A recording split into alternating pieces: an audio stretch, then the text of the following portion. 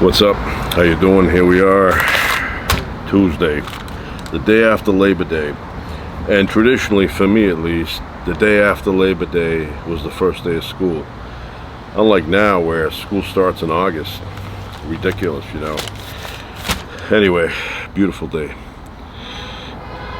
But the sky is full of a layer of clouds, murky a little bit, but it's warm, slightly humid. Get a nice beverage here, cold glass of water with ice.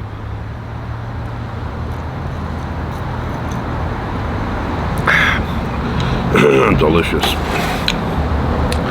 So we have some Italian oil here, Italian olive oil, cold pressed, extra virgin, which is the only kind I get really.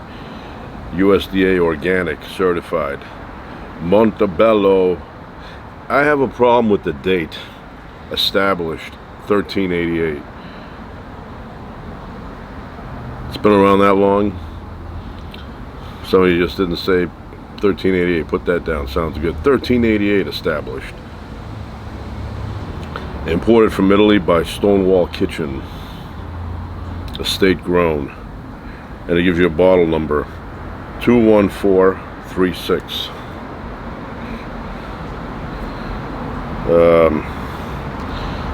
So they say best consumed by March 22, 2024. First time when I have this. And I have ghee butter, which is very good for using in a pan. Pan Am. Have some thyme. I think it's thyme, right? A little bit of garlic there.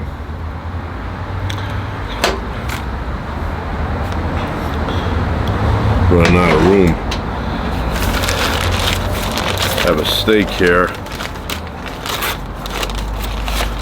I put salt on it about an hour ago. And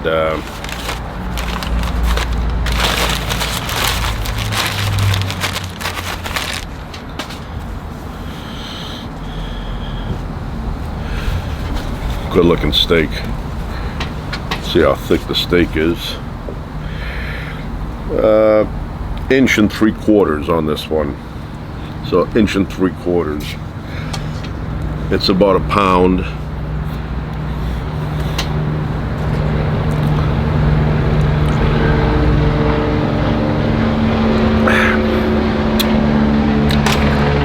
So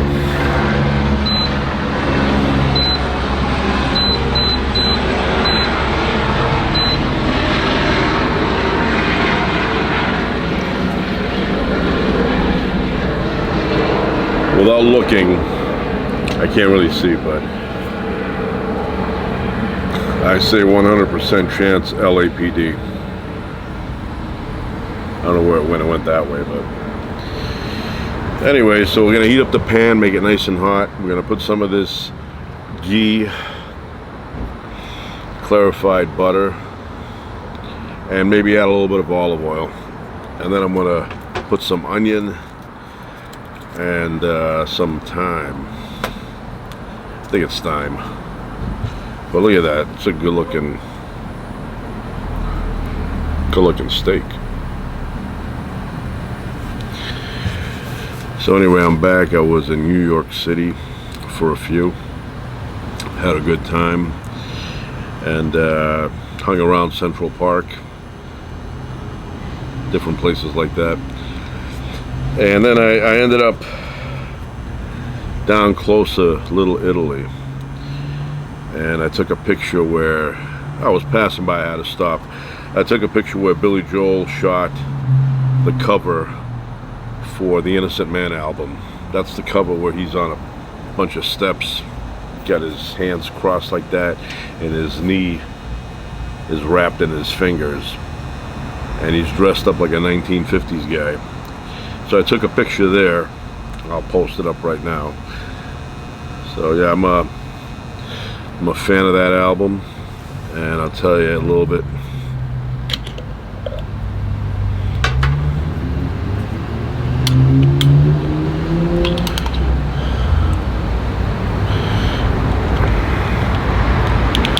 had this in the fridge.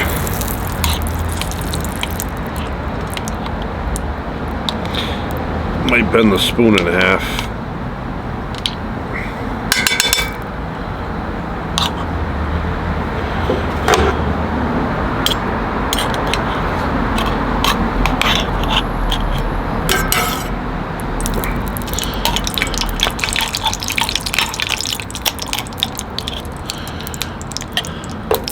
That's a big piece. It's okay. I don't eat the actual butter. I just cook in it. I need to balance the table somehow. It should be like, I don't know, like right there. What should I use? I don't want to use paper, but I'm going to use some metal here.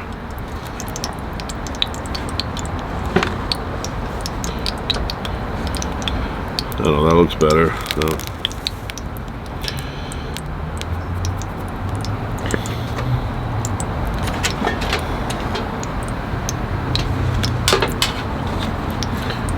Gotta balance it out.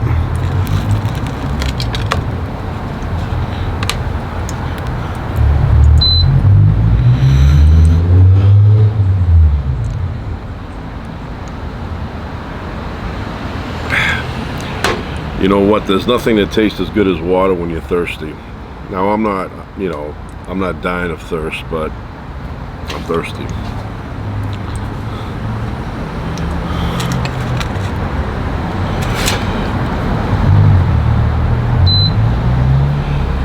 You gotta get a little bit hot so you can get a good crust on the steak.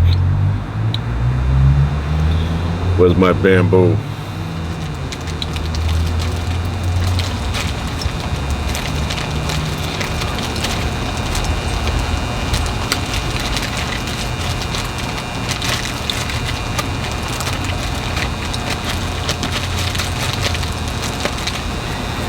The bamboo right there. Yep, that's time. Time to put the steak away from you. You lay it down. They always say that's the sound you want to hear. So we cook it there a little bit. Just get a crust going. Look at this garlic. Look at that teeth. So I'm not gonna remove the skin off of this because I just want the flavor. And I'll take the outer stuff off. But I just want the flavor in there.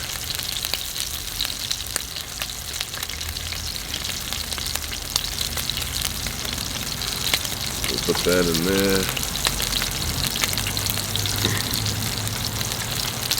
Maybe add a little olive oil for the flavor.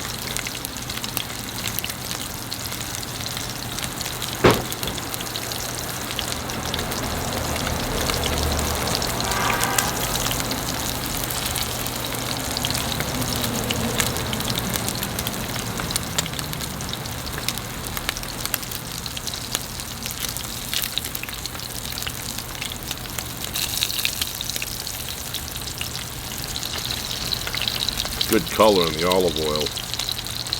Yeah, that's good olive oil. You can tell by the scent.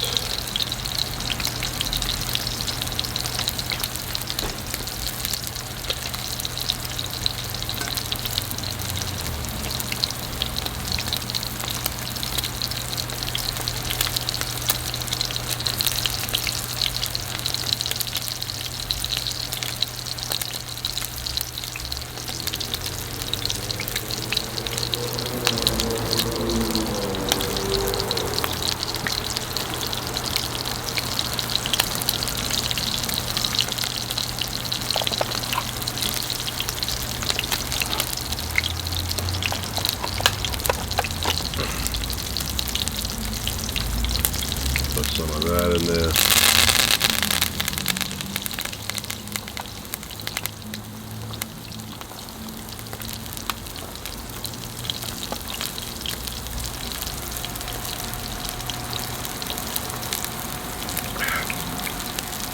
When I go out to the desert, I see a lot of shrub growing, and I always wonder if it's any good to throw into my meal. You know, chop it up in little pieces and then fry it up with a steak. I don't know, I gotta look that up. You don't want to die of poisoning or, start vomiting. It's like mushrooms. A lot of people will take a chance on, eating mushrooms when they're out hiking. I will not do that because they all look similar, and a lot of them are poisonous. Some of them you hallucinate. You start seeing things. You'll be in the desert, and all of a sudden you see Hansel and Gretel going into the witch's house.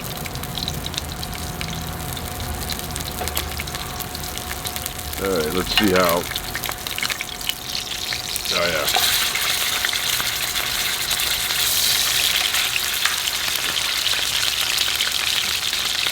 Good crust there.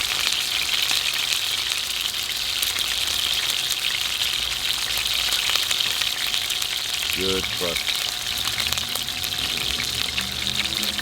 Throw a little bit more garlic.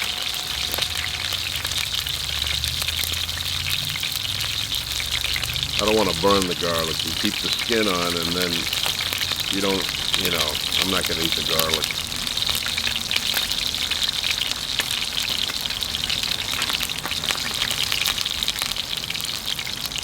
So anyway, I went there, spotted the steps. I sat down, did my pose. Of course, I didn't have a professional photographer with me, so the lighting with the sun is off. But good enough. And I'm a big fan of that album. I've said this story before, but I accidentally became a fan of Billy Joel in my school.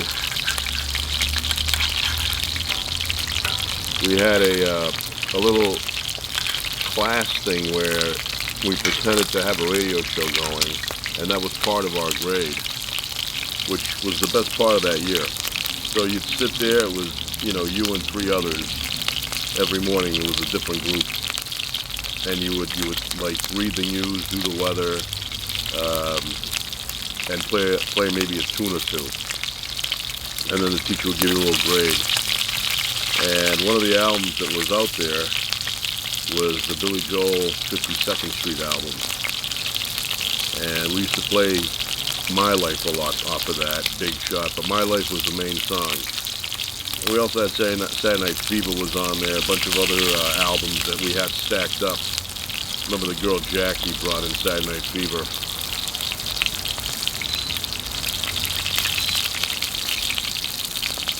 So,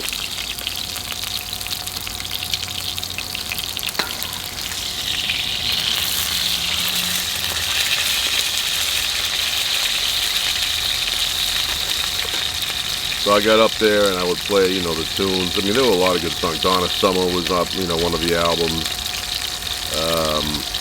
And another cool song that we had was Forever in Blue Jeans by Neil Diamond. Love that song. But anyway, Billy Joel was one of the artists. And I remember looking at that and going, I think Billy Joel would sound better. But no, now I think that's like a really redneck type of name, but which is not a big deal, but I'm just saying,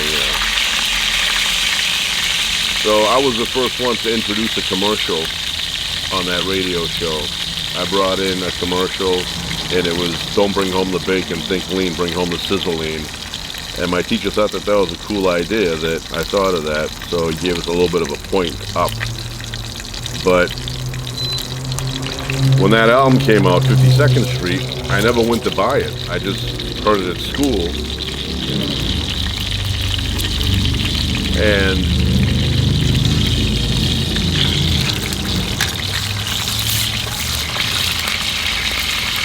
a few years went by, and I was thinking of that again.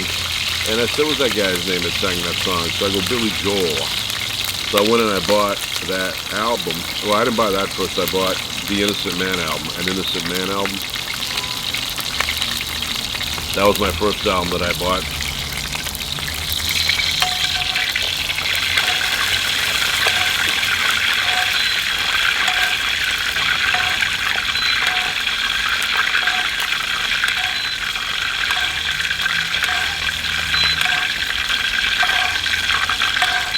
Great smell.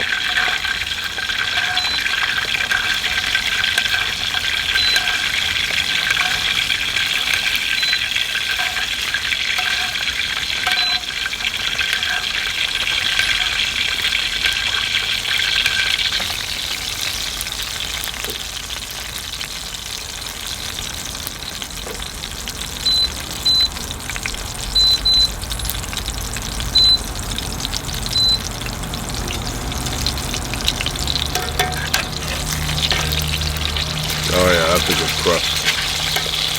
Great crust.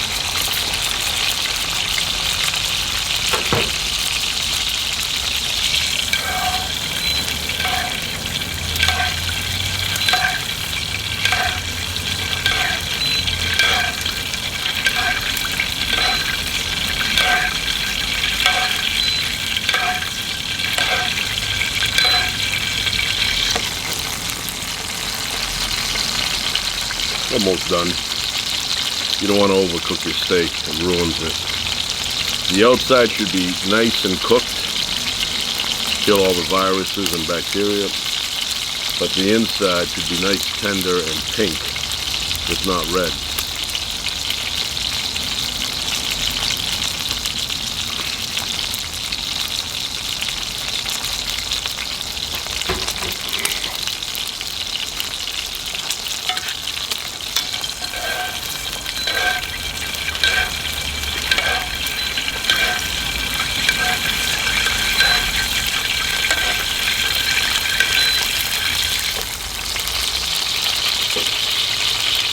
Flip it over once more.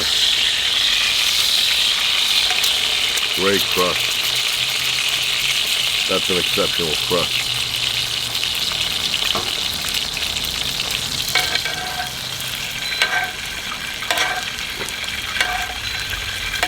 Get all the flavor in there.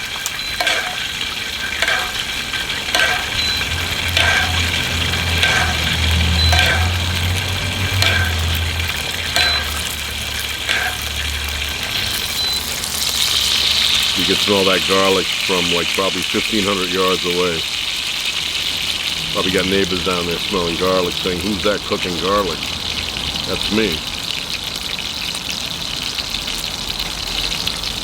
Alright. So, I'm going to go get a plate and I'll be right back. Alright, I'm back. Got the steak off. It's been resting for 7 minutes. Needs to rest, they say. Got some more water with some more ice. Delicious. So, see what happened. Good stuff. Good stuff. Nice. Nice and pink. Got the extra fat off at the end. I do not like that. Look at that. That's a good steak. Good piece of steak. Look at that. You see that? So it's nice and crusty on the outside, pink on the inside, and juicy. Oh yeah, that's good stuff. Just looking at it, I can tell.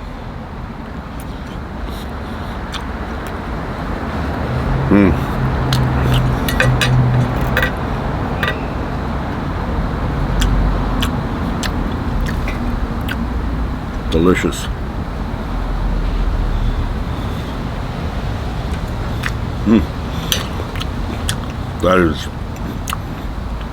That's exceptional.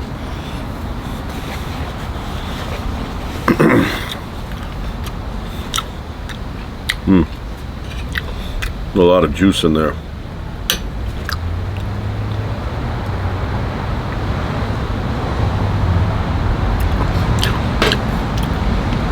So anyway, what happened was I forgot about Billy Joel for a bunch of years, and then one day a song came on the radio, and I go, that's a pretty catchy tune there. And the song was Tell Her About It, off of the Innocent Man album, and it was quite popular. Every time I turned on the radio, that song was playing. And then the video, came out at the Ed Sullivan Theater. Billy Joel singing that song, and it was such a catchy tune. I really liked that song. It was always on the radio. And but in those days, I thought he was giving advice to a younger person, saying, you're showing her the bad side of you. but show her the good side so that she has a reason to accept the chumpereel, the bad stuff. That's what I thought he was saying. I thought he was saying give her every reason to accept that chumpereel. And I thought chumpereel was slang for nonsense. Like give her the good stuff so she knows that you're good. So when she sees some of your chumpereel, she'll accept you anyway because she's also seen the good stuff. That's what I thought it said. But then when I read the lyrics a long time after that, I realized that it wasn't chumpereel. It was give her every reason to accept that you're for real. Misheard lyrics. Even better now. Wow.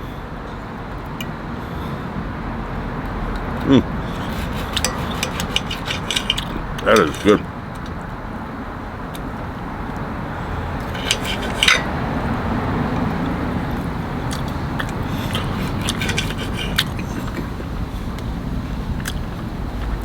So that song was playing for a long time. I ended up buying the album. And when I went home, I said, oh, I get it now. This guy, Billy Joel, is a guy who writes 50s music. And in between the 50s music, he writes a song that sounds kind of like up to date, like a contemporary sounding song. So I thought all his albums were like that. I thought all his albums were like the Innocent Man album. So I said, wow, so that's what he does. He writes stuff that sounds like 1950s, tunes, and then he has other songs in there that sound more modern. And I said, oh, I didn't know that. And that's what I thought for a while. So I bought that album, the Innocent Man album, where he's sitting on the steps. And I listened to it.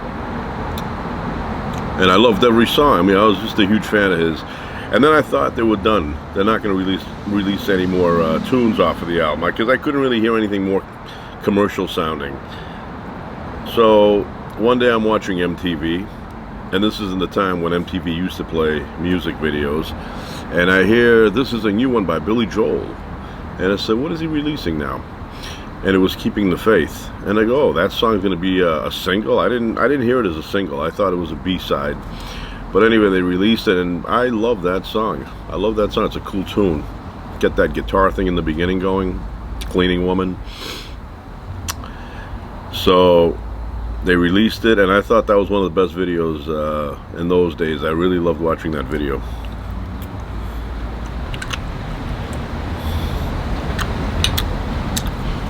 Rich flavor.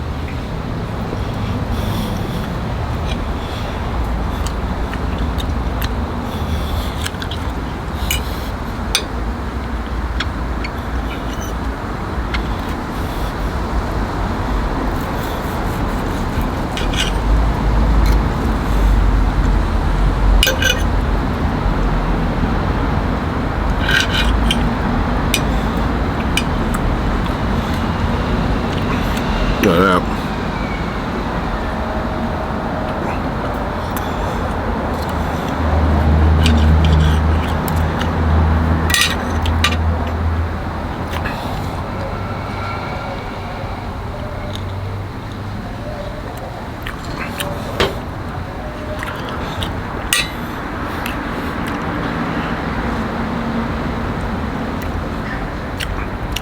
So what I did in those days when I first started to discover the Billy Joel music,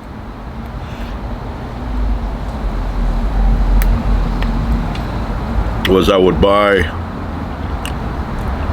one album of his every 2 months, kind of like it was just being released to me, and I would listen to it for 2 months intensely, and then 2 months would go by, I would buy the next one, but not in chronological order. I would just buy whatever.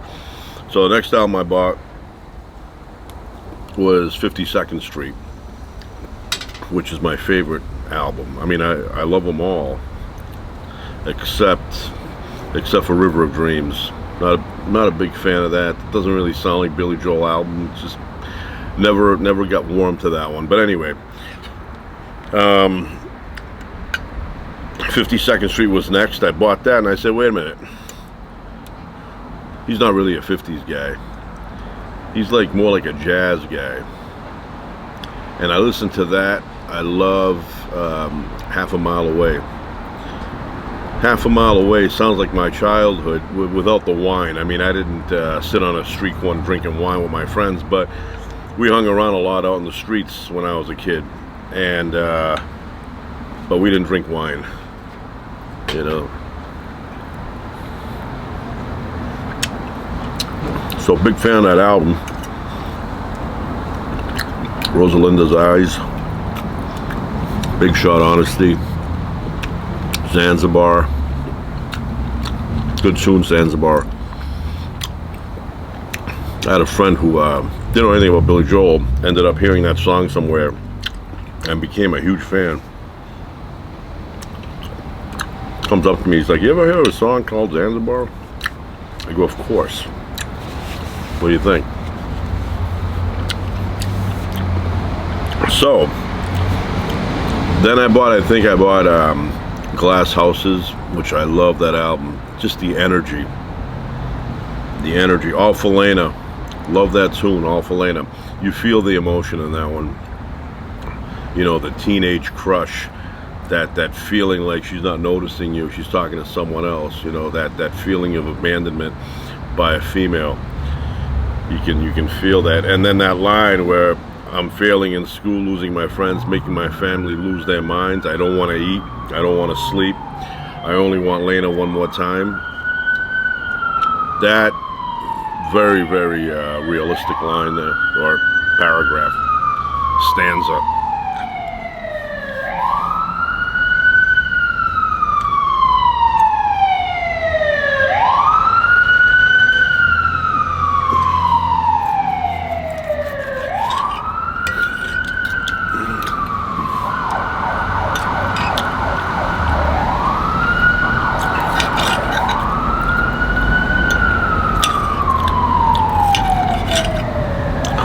And a song that was never released as a single that I'm a big fan of is I Don't Want to Be Alone Anymore.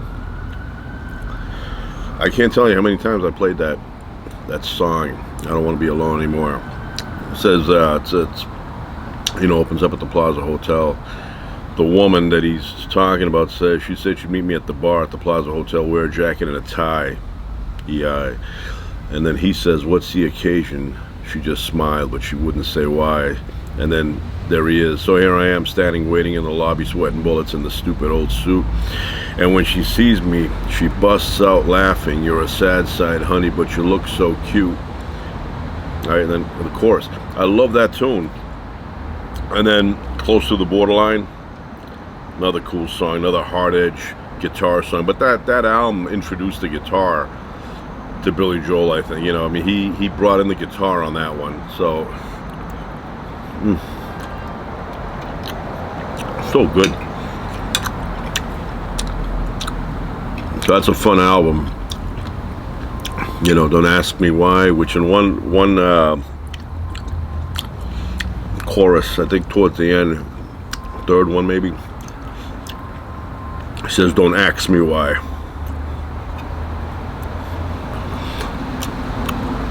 You know.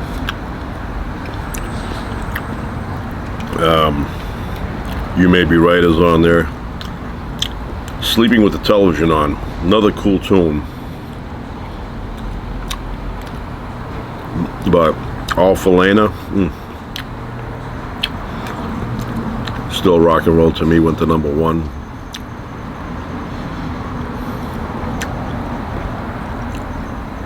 And then what's that song, Dark Irish Silence? Through the Long Night. I love that song. Such a good tune.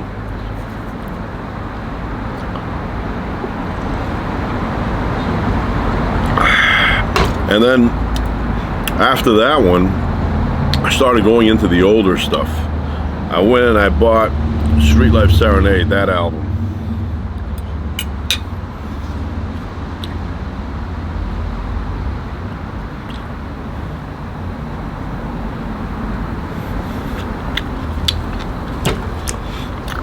and I couldn't get enough of it.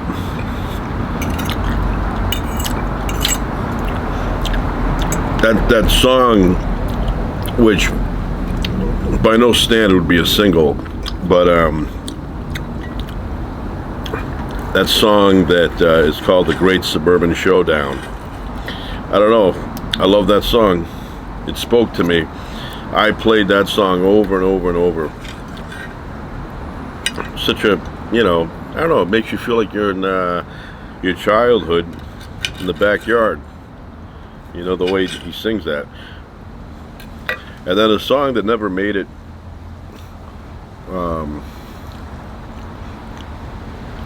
what's that song called? Oh, that's the other album. I want to get to that. But yeah, so then Street Life Saturday. So I was fascinated by that building on the cover. And I love the actual, you know, but I love it more in the live album. The live album is Songs from the Attic, Street Life Serenader. The way he does it, that's an awesome song. It just, you know, a lot of energy, great vocals. You know, I love that. You have these nice big speakers, 10,000 watt speakers, a couple of them, and sit in the backyard and blast that song. It's not as good on the studio version as it is on the live. The live is just, you know, 100 times better. But that album to me was awesome. It has a couple of instrumentals. I guess he didn't have enough material, so he added instrumentals on there. He hasn't done instrumentals in decades, except for the classical one. But anyway, so then after that, I went to, I wanted to find out, you know, what's the story with the cover. It's got a building there, and I thought it was in New York City somewhere, but it wasn't. I found out that it was down, you know, Southern California. And I went and located it. So I went inside, you know, first floor is a bar. I'm not really a bar guy, but I went in there and there's a couple of people in there, and I talked to them and I told them, hey, can I shoot some video in here? And they said, sure. So I sat there, shot some video, and I explained to them what the building signified to me. I said, you know, you guys know that this building here was used on the cover of a Billy Joel album back in '74, and not one person knew that worked there. They're like, I didn't know that. I said, well, you know now. So I shot my video in there, which is posted on my channel. And then after I finished, I was in there for an hour and a half. After I finished, I went outside and I shot some pictures from the outside, and some old timer comes up to me. He's like, what's going on? He goes, what are you shooting pictures for of the building? And I said, this is the building that was on the cover of, or still is, the cover of Billy Joel's Street Life Serenade album. And he said, oh yeah, he goes, I knew that. He goes, yeah, I remember that. He was telling me. So he was probably in his prime back when that album came out. So I finally got to figure out where that album was taken, that picture.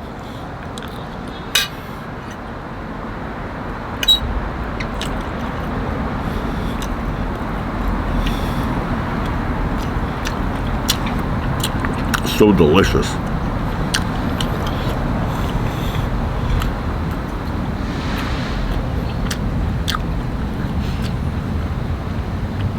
And I like that album, you know, just something about it. Then I went and bought Turnstiles. Gotta use a toothpick.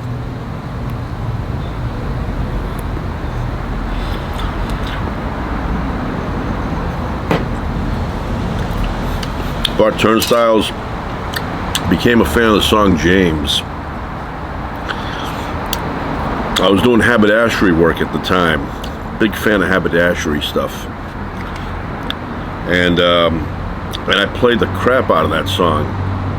Must have played that song every day like 20, 25 times every day, James. So when I think of those days and that song James plays, it brings me back into my haberdashery days. Love James.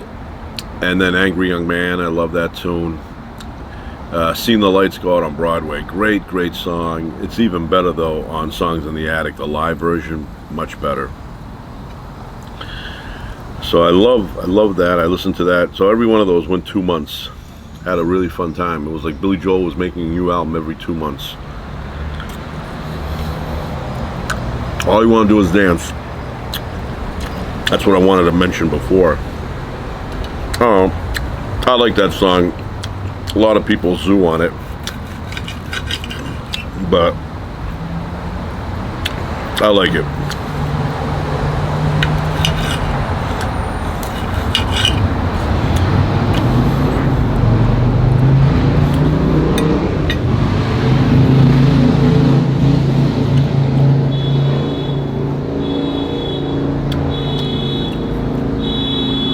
Then I bought the Cold Spring Harbor album, and I said, oh yeah, he sounds very different, but I bought the one that was sped up a little bit. I didn't have the remastered one, and even that's not really that good. Okay, turn that off. I'm doing something here.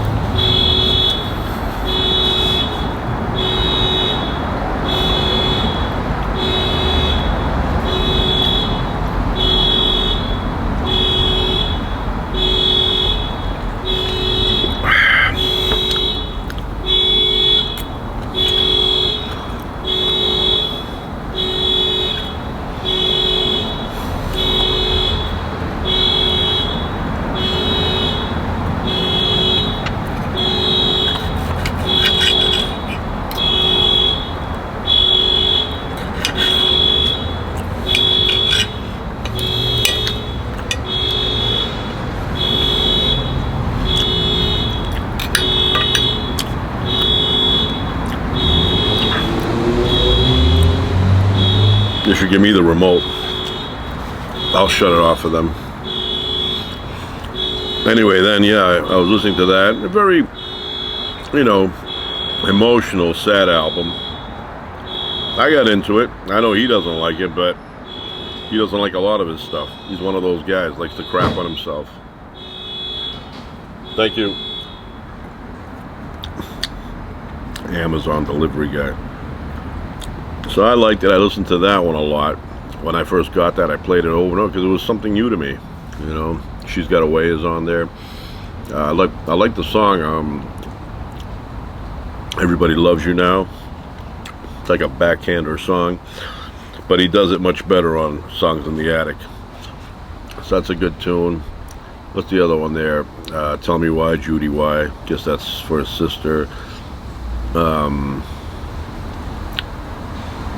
What's the other one about the rain there? Falling of the Rain. And Tomorrow Is Today. Anybody knows anything about that? That's like the Suicide song. Tomorrow Is Today. So I listened to it a lot.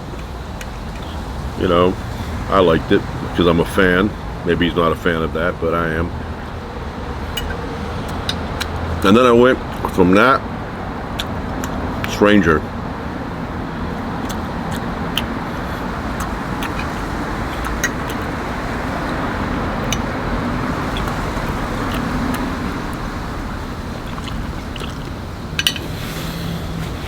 Now, I knew the songs on The Stranger because you'd hear them on the radio. I just didn't know it was him back then. And I remember after I'd finished with Cold Spring Harbor, I was contemplating, what am I going to hear next? So one day I was driving around with my mother was driving a station wagon.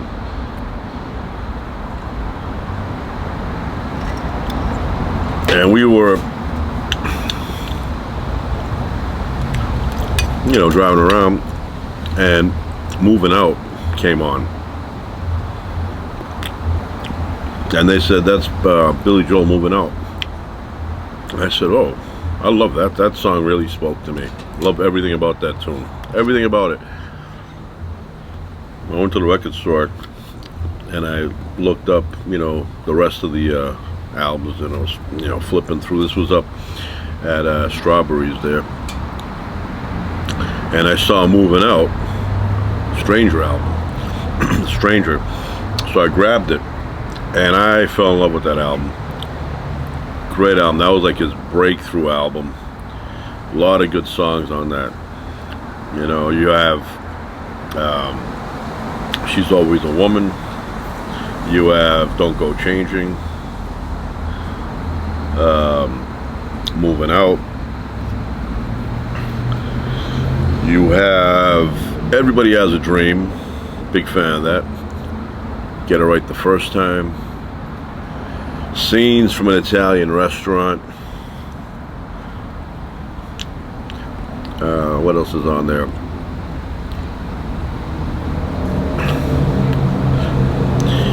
Another song that I love, like one of my top 3 or 4 Billy Joel songs, Vienna. Vienna, I don't think was ever released. I love that song. Beautiful piano. Just great song. Great lyrics. Big fan of that song.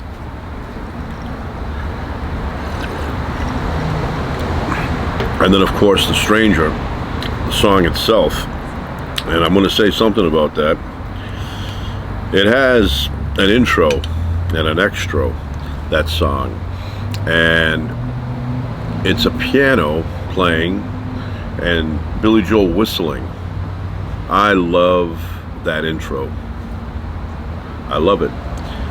I whistle it all the time. You know, Columbo used to whistle This Old Man. You know that?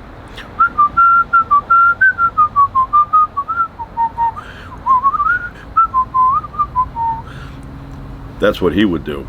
And I do that occasionally when I'm out in the parking lot and the echo is good. But the song I whistle more often than any other is the opening to The Stranger. It's like,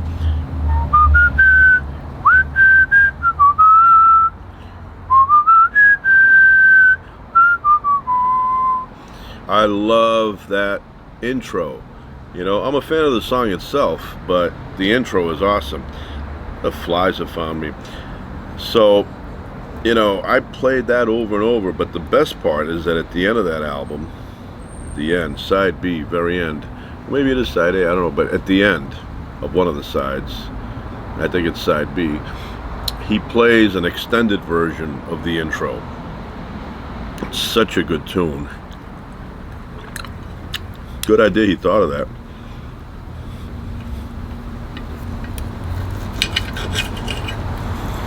But,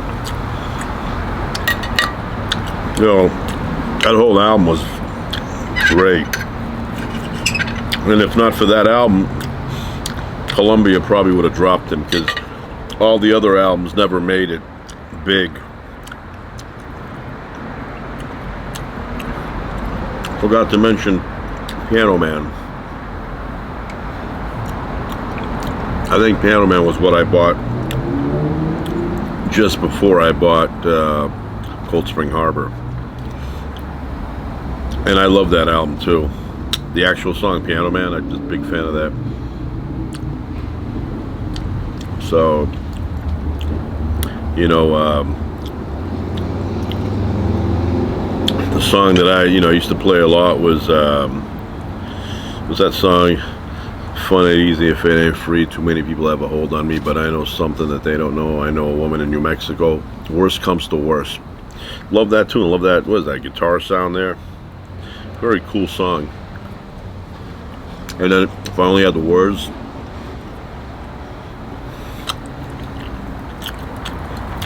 Captain Jack, which he does not do anymore live.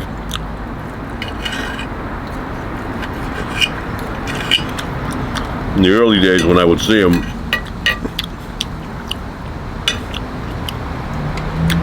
that was a mandatory song he did. He always did that. That and Billy the Kid.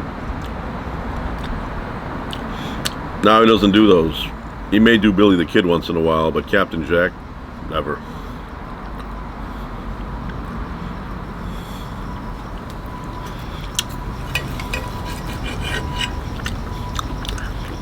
So,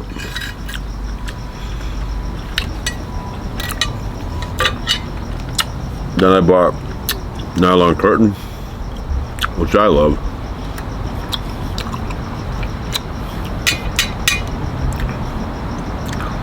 Was that Surprises is like my favorite on there. Or is it Surprise? The Surprises. I love that song. I don't know, a lot of people, they bypass it when they talk about it. I'm a fan of that. I love everything about it. I love the way it sounds. Got a little bit of a John Lennon thing to it. A lot of a John Lennon thing. I love the lyrics. And it's a deep album. It's a deep album. It's got very, it's like almost like Leonard Cohen was somewhere helping. It's really deep. I know it's a Beatles album. I'm aware of that he was trying to sound like the Beatles, and he succeeded. But I love She's Right on Time. Great tune. Room of Our Own, another good song about divorce.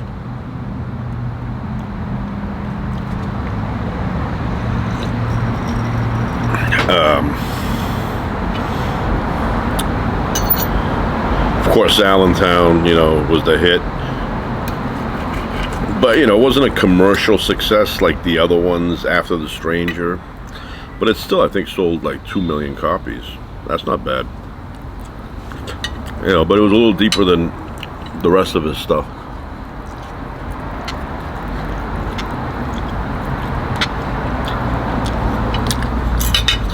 Good Night, Saigon. Another great tune.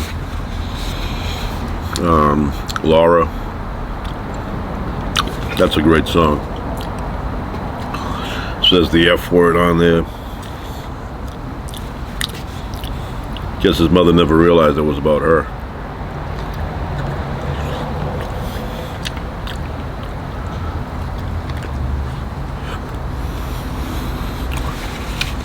What else we have on that? Scandinavian Skies. And of course, the quiet little Where's the Orchestra?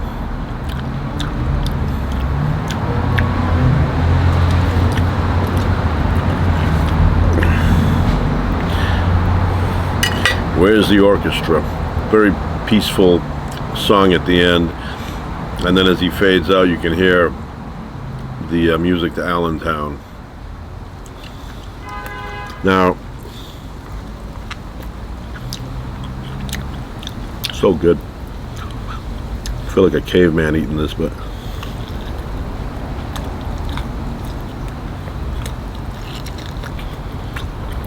I don't eat the fat.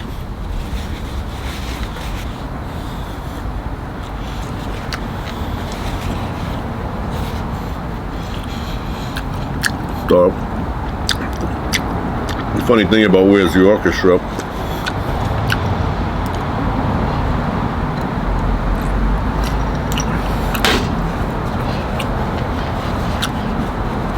my father had bought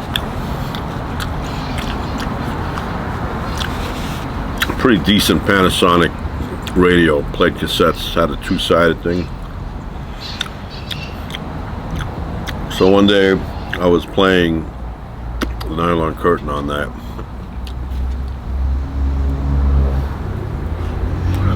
Things get stuck.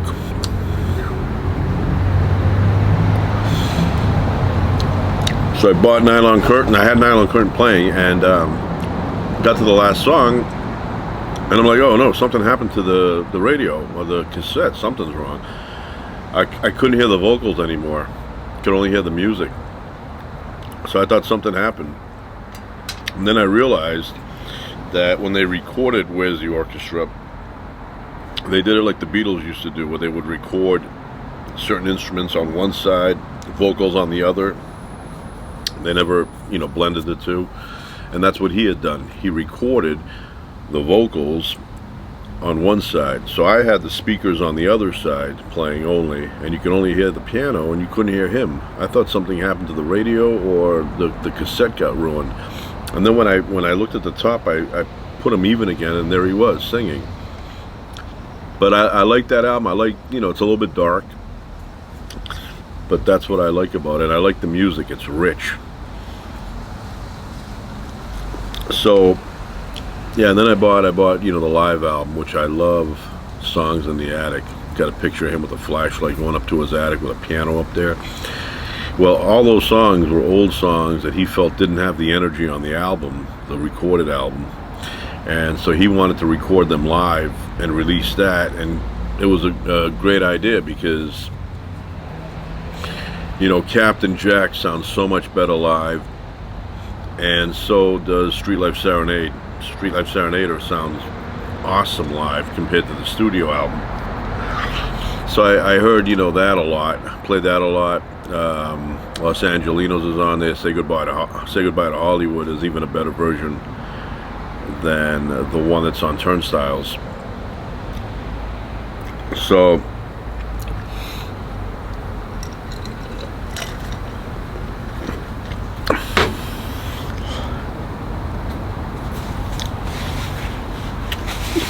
I see messages popping up. Let me see what this says.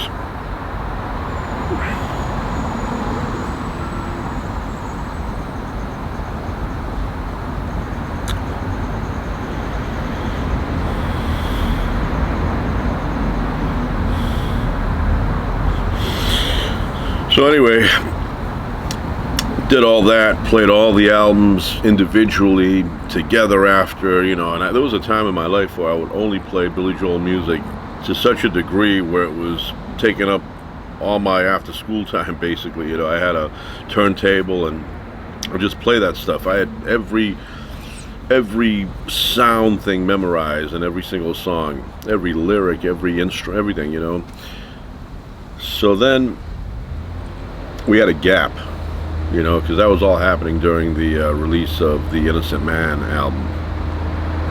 Then there was no new stuff, and I was getting all like, what the hell's going on, where's the new stuff? I would read like little articles, it would say Billy Joel's working on, and I would be all fascinated. So anyway, at one point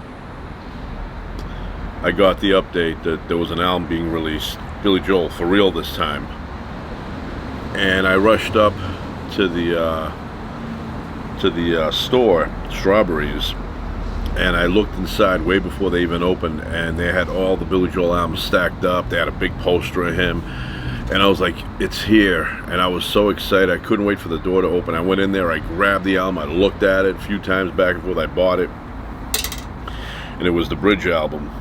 Went home, actually I went to my friend's house. He had a really nice stereo system, and he put it on for me with the headphones, and I cranked it up, and the first song that came on was Running on Ice, and to this day is my favorite song on that album. I love that song. I thought that song was going to be the second release, because the first release was Modern Woman. They released that with the movie, came out a couple of months before the album. And then when I got the album and I went home with it, I could not get enough of Running on Ice. I love that album. I know he doesn't like the album. Once again, he's one of those guys that wants to make it look like, yeah, let me defuse what the critics are saying. Maybe if they didn't like it, I'm going to say I didn't like it either, so that they'll back off a little bit. But I love that album. Running on Ice to me is a great song. Running on Ice at the speed it's played, and it's like the lyrics are hitting like hammers. So that's my favorite song on the album. And then he released, what did he release? Matter of Trust came off of that. This Is the Time was released. And Baby Grand was released. It was not, I think it was like in the 50s somewhere on the charts. It was not a big song. But I always felt that, Running on Ice should have been released as a single. It was not. I disagree with Columbia Records on that. I think that would have been a top 10. Now, of course, nobody can see that now because it wasn't released. But if it was released back in '86, that would have been a top 10. And then there's a picture of him in the back with, I don't know, he's wearing Guess jeans. I don't know. So I love that album, Big Man on Mulberry Street. And I was in that area this past weekend. I was there on Mulberry Street walking around. So yeah, I love the album. What's another cool song? Temptation is on there. Steve Winwood shows up on that album, Getting Closer. Code of Silence is on there. Love, it's a great album. He keeps saying, oh, he didn't want to be in the studio. He was thinking about his kid. So what? Still a great album. And then time went by again like it usually does, and I was waiting and waiting, and somebody said, hey, Billy Joel released a single. And I was working at a place where, I could hear the radio, but I wasn't always in that room where the radio was playing. And I kept waiting and waiting. It wasn't like these days where you can get on the phone and type in "New Billy Joel song" and it'll give it to you and you could hear it right then and there. Back then you had to wait for the radio to play it if it wasn't released yet, to buy it. So it finally came on the radio, and then I had to step out of that room because I had to do something, and I was so annoyed. I go, oh, here it is playing now, and now I have to step out. So I caught the beginning of it, which the song was "We Didn't Start the Fire." And back then, I was a big fan of that. I'm still a fan of that song. Nice, fast pace.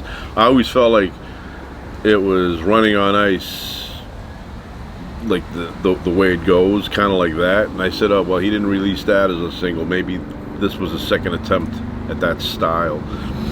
So that came out, and then finally I got to hear the entire song, and I became a huge fan of that song, going back to his mom. And went to number one, which was that his third number one? I know Still Rock and Roll to me went to number one. And then I think, did Tell Her About It go to number one? I think that went to number one. And We Didn't Start the Fire went to number one. So big fan of that album. I love that's another. I love that. When that album came out, I couldn't get enough of that. I felt like he hit a home run with that. Stormfront was on there. That's Not Our Style. Downeaster Alexa was on there. What else? State of Grace. I love that song. The way he sings it, I'm a huge fan of that song, State of Grace. When in Rome, he doesn't like it. I have no problem with it. And then you get that slow song at the end, And So It Goes, which was originally written for the Innocent Man album, but it did not belong there because all the other songs sounded like they were from the late 50s, early 60s. And So It Goes doesn't sound like that. It sounds more contemporary. Good song. Let's see what else I liked on there. Oh, Leningrad, I thought was a great song. And that's when he went to Russia in, what was it, 87, summer of 87. And I thought, well, when the next album comes out, every song is going to be about the trip to Russia. That's what I thought. I thought all 10 songs, if you wrote 10, were going to be all about Russia. But it was just that one song about Russia, and the rest of them were just, about life and, doing things in suburbia. I don't know. But yeah, for some reason I thought, he's going to write 10 songs about being in Russia, which would have been kind of boring, but, you never know. I mean, that was my misconception. The other misconception I had, so he got married to Christie Brinkley while the An Innocent Man album was still, on the charts. And when he got married to her, I thought, I don't know why I thought this, I thought that they were going to do duets. I thought Christie Brinkley was going to be like, I want to sing on your album. And he was going to be, all right, I want to write some duets with you. I don't think Christie Brinkley can sing. I'm not sure, but I just don't think she can. So I thought when the Bridge album came out, I thought it was going to be all like Billy Joel and Christie Brinkley singing together. But I can't describe in words how, what feeling, what emotion it would give me when I would hear that Billy Joel is working on something new. Now, I don't get it. Now, maybe I would get it now. Maybe if somebody announced Billy Joel is going to release something, I would get all, crazy inside about it, and excited. But he's done. Was it 93? That's an album that I was not a fan of. I don't know, it just, there was a few good songs. I was not really a fan of River of Dreams, the song itself. You know, I'm not really a fan of that. The only song that I enjoyed listening to more than all the others was Shades of Grey. That to me sounded like a Billy Joel song. Shades of Grey, I enjoyed, you know, I mean, yes, Great Wall of China, good tune. Blonde Over Blue, really good tune. But it just didn't have that, you know, connection to me. Didn't have the connection. But Shades of Grey did. You know, that song, I enjoyed listening to it. I enjoyed cranking it up. That's what you need. You need two 10,000 watt speakers. All right, put them somewhere in your backyard, and then, you know, you don't have to go full blast.